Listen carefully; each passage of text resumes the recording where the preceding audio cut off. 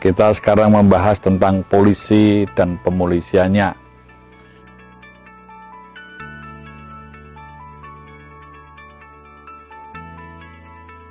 Polisi merupakan suatu institusi yang dibangun untuk menjaga keteraturan. Polisi dalam konteks ini dapat dipahami sebagai institusi, sebagai fungsi, dan sebagai petugas.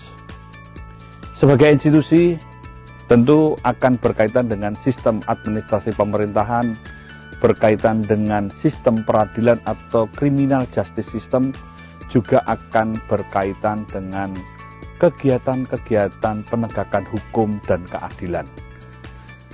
Polisi sebagai fungsi, kita melihat bahwa polisi di dalam menjaga keteraturan sosial adalah memberikan jaminan keamanan dan rasa aman, agar bagaimana warga masyarakat ini dapat bertahan hidup, tumbuh, dan berkembang, yaitu mampu melaksanakan segala aktivitas untuk menghasilkan produktivitas. Di dalam proses produktivitas itu ada hambatan, ancaman, tantangan, bahkan gangguan yang dapat merusak, menghambat, dan mematikan produktivitas itu, sehingga diperlukan etika, norma, moral, aturan hukum untuk menegakkannya dan mengajak masyarakat mentaatinya. Diperlukan institusi yang menangani, salah satunya ada polisi. Nah, disinilah polisi melakukan kegiatan atau pekerjaannya melalui pemolisian. Pemolisian atau policing boleh dikatakan sebagai segala usaha atau upaya yang dilakukan polisi pada tingkat manajemen maupun operasional, dengan atau tanpa upaya paksa untuk mewujudkan keteraturan sosial. Pada konteks inilah polisi sebenarnya ketika melakukan pekerjaannya memberikan jaminan keamanan dan rasa aman, mendukung produktivitas sehingga masyarakat bisa bertahan hidup, tumbuh, dan berkembang. Inilah konteks polisi sebagai penjaga kehidupan. Yang kedua, polisi ini sebagai penegak hukum dan keadilan.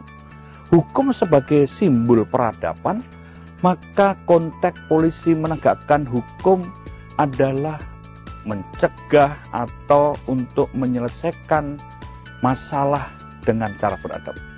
Mencegah agar jangan terjadi masalah atau konflik yang lebih luas. Yang ketiga, membangun budaya tertib. Keempat, supaya ada kepastian. Dan kelima, ini adalah untuk edukasi. Jadi, polisi menegakkan hukum dan keadilan adalah untuk menjaga dan membangun peradaban. Yang ketiga adalah kaitannya polisi ini beradaannya untuk mengangkat harkat dan martabat manusia. Kegiatan yang dilakukan pada pola preemptif, preventif, represif, bahkan rehabilitasi sekalipun, ini demi kemanusiaan. Mengangkat harkat martabat manusia. Manusia yang bisa hidup, tumbuh dan berkembang, produktif, terjamin keamanan rasa aman, ada aturan-aturan untuk menjaga dan menegakkan peradabannya. Nah, disinilah polisi juga sebagai pejuang kemanusiaan.